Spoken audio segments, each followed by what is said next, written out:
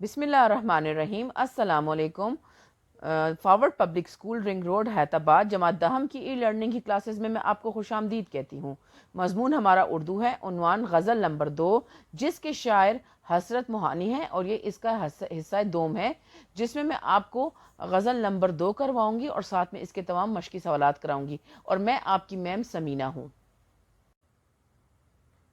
بچے آپ اپنی کتاب کا صفحہ نمبر 137 نکالیے، یہاں پر حسرت موہانی کی غزل نمبر 2 ہے، ٹھیک ہے۔ آپ کو جیسے کہ معلوم ہے بچے، بار بار ہم پہلے بتا چکے ہیں کہ جب میں آپ کو شعر کراؤں گی تو شعر سے پہلے جو آپ نے حوالہ شاعر دینا ہوگا وہ میں آپ کو بتاتی ہوں۔ یہاں پہ دوبارہ سے غزل نمبر 1 میں پہلے آپ کو کروا چکی ہوں، لیکن یہاں پر میں دوبارہ سے آپ کو اس کا بیان دیتی ہوں۔ سب سے پہلے آپ نے کیا کرنا ہے، شاعر کا نام حسرت موہانی، ان کا اصل نام سید فضل الحسن تھا، ماخوذ از کلیات حسرت موہانی، اور ان کا لقب جو ہے رئیس المتغزلین لکھنا ہے، ٹھیک ہے۔ اس کے بعد جو میں یہ شعر پڑھ رہی ہوں، آپ جو ہے نا اس کو غور سے سنیں، اس کے مشکل الفاظ لکھیں گے اور اس کے بعد ہم تشریح کریں گے، ٹھیک ہے۔ اب سب سے پہلا جو شعر ہے وہ آپ کا کیا ہے، تجھ کو پاس وفا ذرا نہ ہوا، ہم سے پھر بھی تیرا گلا نہ ہوا۔ بچے یہاں پر اس شعر کے بعد آپ اس کے مشکل الفاظ لکھیں گے، ٹھیک ہے۔ یہاں پر جو ہے وہ پاس وفا سے مراد ہے وفا کا لحاظ یا ادب، اور دوسرا مشکل لفظ ہے یہاں پہ گلا، گلے کا مطلب ہے شکوہ، ٹھیک ہے۔ اب اس کی ہم تشریح کریں گے اس کے بعد۔ اس کی بچے تشریح کچھ یوں ہے کہ اردو شاعری میں شاعر ہمیشہ خود کو بہت وفادار ثابت کرتا ہے اور محبوب کو ظالم اور بے وفا۔ اسی طرح حسرت کا محبوب بھی ظالم، ستمگر اور بے وفا ہے۔ اس شعر میں وہ محبوب کو اپنی وفاؤں کا احساس دلانا چاہتے ہیں کہ شاید وہ اس کے بارے میں اپنا رویہ تبدیل کر دے۔ کہتے ہیں کہ اے میرے محبوب، تو نے ہماری وفا کا صلہ ہمیشہ جفا سے دیا اور کبھی بھی ہماری طرف نظر محبت سے نہیں دیکھا، حالانکہ ہم تجھے جان سے زیادہ چاہتے ہیں، آپ کی خاطر کسی بھی قربانی سے منہ نہیں موڑتے، مگر تو نے ہماری محبت کا ذرا بھی پاس نہ کیا، تمہارے دل میں ہمارے لیے کوئی قدر نہیں۔ شاعر اپنی وفاداریوں کے جواب میں محبوب سے یہ چاہتا ہے کہ وہ اس پر مہربان ہو، دیدار سے نوازے، محبت بھری گفتگو کرے۔ اس شعر میں شاعر محبوب سے اس بات کا گلہ کر رہا ہے کہ اسے میری وفاداریوں کا بالکل احساس نہیں۔ اس وعدہ خلافی پر شاعر کو بہت دکھ ہے۔ شاعر کہتا ہے کہ ہم نے کبھی تم سے اس بے وفائی کے بارے میں کوئی گلہ شکوہ نہیں کیا۔ شاعر اس انداز گفتگو سے محبوب کی ہمدردیاں حاصل کرنا چاہتا ہے۔ فیض نے کیا خوب کہا ہے، ان لبوں نے نہ کی مسیحائی، ہم نے سو طرح سے مر دیکھا۔ شعر نمبر 2، ایسے بگڑے کہ پھر جفا بھی نہ کی، دشمنی کا بھی حق ادا نہ ہوا۔ بچے جیسے کہ آپ کو معلوم ہے کہ شعر کے بعد سب سے پہلے آپ نے جو ہے وہ حوالہ شاعر لکھنا ہے، جس میں شاعر کا نام، شاعر کا اصل نام، ماخوذ از اور ان کا لقب لکھنا ہے۔ اس کے بعد مشکل الفاظ لکھنے ہیں شعر کے، ٹھیک ہے، اور اس کے بعد تشریح آئے گی۔ اس میں 2 ہی مشکل الفاظ پائے جاتے ہیں، بگڑے مینز ناراض ہوئے، جفا جو ہے وہ وفا کا متضاد ہے اور جس کا مطلب ہے ظلم و زیادتی۔ اس کے بعد تشریح کی طرف آتے ہیں۔ بچے جیسا کہ آپ کو معلوم ہے کہ اس شعر میں شاعر خود کو وفادار اور محبوب کو جو ہے وہ جفاکار جو ہے کا نام دیتے ہیں۔ شاعر کو محبوب سے وفا کی توقع تو نہیں ہوتی، مگر وہ اس کی جفا پر بھی خوش ہوتا ہے کہ ظالم اور مظلوم میں ایک تعلق تو ہے۔ حسرت کی غزلوں میں پیار، خلوص، معصومیت اور دل سوزی پائی جاتی ہے، جس سے اردو غزل کو نئی روح بخشی ہے۔ اے میرے محبوب، تو پہلے ہم سے جفائیں کیا کرتا تھا، کبھی پیار بھری نظروں سے ہماری طرف نہیں دیکھا، مگر ہم اس بات پر بھی خوش تھے کہ چلو ہم محبوب کی یاد میں تو ہیں، تجھ سے ملاقات تو ہو جاتی ہے، تجھ سے ملاقات ہوتی ہے یا نہیں ہوتی ہے، تو وفا کرتا یا نہیں، پھر بھی ہمیں یہ آس رہتی ہے کہ ایک دن وہ ہم پر مہربان ہو جائے گا اور ہمارے سارے گلے شکوے ختم کر دے گا، مگر اب وہ ہم سے اس قدر ناراض ہے کہ اس سے جفائیں کرنا بھی چھوڑ دیا ہے۔ اے دوست، اگر تو نے ہم سے دشمنی کرنی ہی ہے تو کم از کم ہم سے جفائیں تو کرتا رہتا، تاکہ دشمنی کا حق صحیح معنوں میں ادا ہو جاتا، مگر تو ایسے بگڑا کہ ہم پر ظلم و ستم کرنا بھی چھوڑ دیے۔ تجھے مجھ سے دشمنی کرنی چاہیے تھی، اس طرح دشمنی کا حق تو ادا ہو جاتا۔ اس شعر میں شاعر محبوب سے اس بات کا گلہ کر رہا ہے کہ اسے میری وفاداریوں کا بالکل احساس نہیں۔ اس وعدہ خلافی پر شاعر کو بہت دکھ ہے۔ شاعر کہتا ہے کہ ہم نے کبھی تم سے اس بے وفائی کے بارے میں کوئی شکوہ شکایت نہیں کی۔ شاعر اس انداز گفتگو سے محبت کی ہمدردیاں حاصل کرنا چاہتے ہیں۔ بقول فیض، ہم کو ہے ان سے وفا کی امید، جو نہیں جانتے وفا کیا ہے۔ شعر نمبر 3، کٹ گئی احتیاط عشق میں عمر، ہم سے اظہار مدعا نہ ہوا۔ بچے جیسے کہ آپ جانتے ہیں کہ اس شعر کے بعد بھی آپ سب سے پہلے حوالہ شاعر لکھیں گے، اس کے بعد مشکل الفاظ اور پھر تشریح کریں گے، ٹھیک ہے بچے۔ احتیاط کا مطلب ہے بچاؤ، احتیاط کا مطلب ہے بچاؤ، اور اظہار مدعا کا مطلب ہے اپنے مقصد کا بیان، ٹھیک ہے، اپنی بات کو بیان کرنا۔ شاعر تشریح کچھ اس کی یوں ہے کہ شاعر کہنا یہ چاہتے ہیں کہ کبھی کبھی ایسا ہوتا ہے کہ کوئی شخص کسی کو دل و جان سے چاہتا ہے، لیکن اس بات سے ڈرتا ہے کہ محبوب کہیں برا نہ مانے، ناراض نہ ہو جائے، اس لیے وہ احتیاط سے کام لے رہا ہوتا ہے، اپنی محبت کا محبوب سے اظہار نہیں کرتا۔ شاعر کہتے ہیں کہ ہم اپنے محبوب سے بہت پیار کرتے ہیں، اس کا عکس آنکھوں کے سامنے رہتا ہے، ہمارے دل کی دنیا میں اس کا آنا جانا لگا رہتا ہے، اس کا حسن دیکھ کر ہم بے قرار ہو جاتے ہیں، اپنی ہی آگ میں جلتے رہتے ہیں۔ ہماری عمر اس احتیاط میں کٹ گئی کہ محبوب کے سامنے عشق و محبت کا اظہار کس طرح کیا جائے، کیسے اسے بتا دیا جائے کہ ہم اس کے عشق میں جان سے گئے ہیں۔ ہم اس خوف سے اظہار مدعا نہ کر سکے کہ کہیں اس بات سے محبوب ناراض نہ ہو جائے اور اسے دیکھنے اور بات کرنے کا موقع ہی نہ چلا جائے، اس لیے ہم اسے اپنے دل ہی دل میں پیار کرتے رہے۔ احتیاط کرنے میں ساری عمر گزر گئی، وہ آنکھوں کے اشارے اور ہمارے ذو معنی الفاظ کو نہ سمجھ سکا۔ زبانی بتانے سے ہمیں خوف آتا ہے کہ کہیں رہی صحیح محبت بھی ختم نہ ہو جائے، لہٰذا پیار ہمارے لیے دل کا روگ بن گیا ہے۔ ہم آج تک محبوب کو کھل کر نہ بتا سکے کہ ہم آپ کو دل و جان سے چاہتے ہیں۔ شاعر کو جس کیفیت کا سامنا ہے اس میں اس کی ساری عمر گزر گئی، لیکن محبوب سے اپنی محبت کا اظہار نہیں کیا۔ احتیاط کا یہ سلسلہ اتنا طویل ہوتا ہے کہ شاعر محبوب تک اپنے جذبات و احساسات نہیں پہنچا سکتا۔ کسی شاعر نے کیا خوب کہا ہے، شب بھر رہا طواف اور شمع رہی خاموش، اظہار سوز عشق بھی کرنا ضرور تھا، جب مل نہ سکی داد تو پھر جل کر مر گیا، پروانہ اس لحاظ سے کتنا غیور تھا۔ شعر نمبر 4، حیف ہے اس کی بادشاہی پر، تیرے کوچے کا جو گدا نہ ہوا۔ بچے جیسے کہ آپ کو معلوم ہے کہ اس شعر کے بعد بھی آپ نے سب سے پہلے حوالہ شاعر لکھنا ہے، مشکل الفاظ لکھنے ہیں اور اس کے بعد تشریح کرنی ہے۔ اس میں جو ہے مشکل الفاظ، حیف کا مطلب ہے افسوس، کوچے مینز گلی دروازے، اور گدا کا مطلب ہے فقیر، ٹھیک ہے بچے۔ اب اس کی تشریح کچھ یوں ہے، جیسا کہ بچے آپ جانتے ہیں کہ غزل کا ہر شعر جو ہے وہ الگ مضمون رکھتا ہے، ٹھیک ہے، الگ الگ مضمون رکھتا ہے۔ غزل کے کسی شعر میں خدا اور اس کے رسول صلی اللہ علیہ وسلم کا ذکر ہوتا ہے تو کسی میں مجازی محبت کا۔ اسی طرح حسرت موہانی کی غزل میں بھی ان کا تصور حسن و عشق اور بے پناہ جمالیاتی ذوق بے حد اہمیت رکھتا ہے۔ ان کی حسین و جمیل روح ہمیشہ ان کی شاعری میں کار فرما رہی ہے۔ شاعر نبی اکرم صلی اللہ علیہ وآلہ وسلم سے اپنی محبت کا اظہار کرتے ہوئے کہتے ہیں کہ ایک مسلمان کا سرمایہ تو عشق خداوندی اور عشق رسول صلی اللہ علیہ وآلہ وسلم ہے، یہی دنیا اور آخرت کی کامیابی کا واحد ذریعہ ہے۔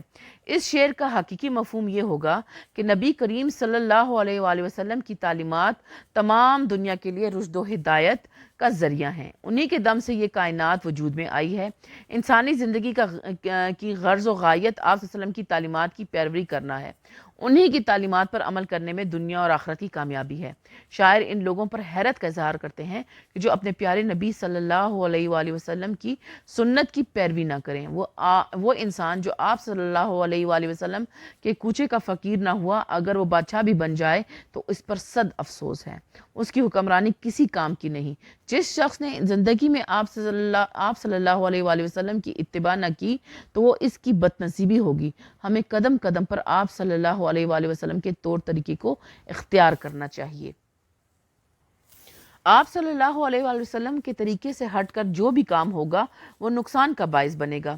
اس انسان پر افسوس ہی کیا جا سکتا ہے جو آپ صلی اللہ علیہ وسلم کا غلام نہیں اور جو آپ صلی اللہ علیہ وآلہ وسلم کے عشق میں دو جہانوں سے بے نیاز نہیں۔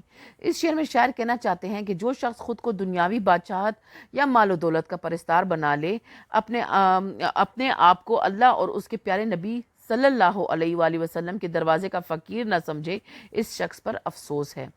بقول شاعر، نہ تخت و تاج میں نہ لشکر سپاہ میں ہے، جو بات مرد قلندر کی بارگاہ میں ہے۔ شعر نمبر 5، عشق کی حسرت کے سب ہوئے قائل، ایک وہ دشمن وفا نہ ہوا۔ بچے یہاں پر جو ہے یہ تخلص اپنا شاعر نے استعمال کیا ہے، اور یہ مقطع کا شعر ہے، ٹھیک ہے. اور آپ دیکھ رہے ہیں عشق حسرت، یہاں پر تخلص ہے. قائل مینز مان لینا، وفا ساتھ دینا، نبھانا، ٹھیک ہے. جیسے کہ آپ کو پتہ ہے کہ پہلے سے ان مشکل الفاظ سے پہلے آپ کیا لکھیں گے؟ حوالہ شاعر لکھیں گے، ٹھیک ہے، اور اس کے بعد یہ مشکل الفاظ لکھیں گے. اب اس کی تشریح کچھ یوں ہوگی. اردو شاعری میں شاعر خود کو وفادار ظاہر کرتا ہے اور کہتا ہے کہ محبوب سے وفاداری کا حق اس طرح ادا کیا ہے کہ میرے رقیب بھی میری وفاداری کو مان گئے ہیں. اس کا مطلب یہ ہے کہ اس شعر میں شاعر اپنی وفاداری کا دم بھرتے ہوئے کہتے ہیں کہ ہم نے قدم قدم پر محبوب کے احترام کو پیش نظر رکھا. اس کے ہجر و فراق میں ہماری جان لبوں پر آ گئی، ہم پر دیوانگی کے دورے پڑنے لگے، ہم نے وفاداری کا پورا پورا حق ادا کر دیا ہے. تمام لوگ میری وفاداری اور چاہت کی داد دیتے ہیں. اس کی رضا ہماری رضا، اس کی خوشی ہماری خوشی، اس کی چاہت ہماری چاہت ہے. مگر افسوس کہ وہ اپنے رویے میں تبدیلی نہ لا سکا. سب لوگ میری وفاداری کے قائل ہیں سوائے محبوب کے، جس کی نظروں میں میری وفاداری کی کوئی قیمت نہیں. وہ وفاداری کے دشمن معلوم ہوتا ہے، اس لیے وہ میرے جذبات اور احساسات کو نہ سمجھ سکا. شاعر کہنا چاہتے ہیں کہ میرے محبوب کی فطرت میں ہی وفا نہیں، وہ اپنی فطرت سے مجبور ہے. کسی شاعر نے اس بات کو بہت خوبصورت انداز میں بیان کیا ہے: ہم با وفا تھے اس لیے نظروں سے گر گئے، شاید تمہیں تلاش کسی بے وفا کی تھی.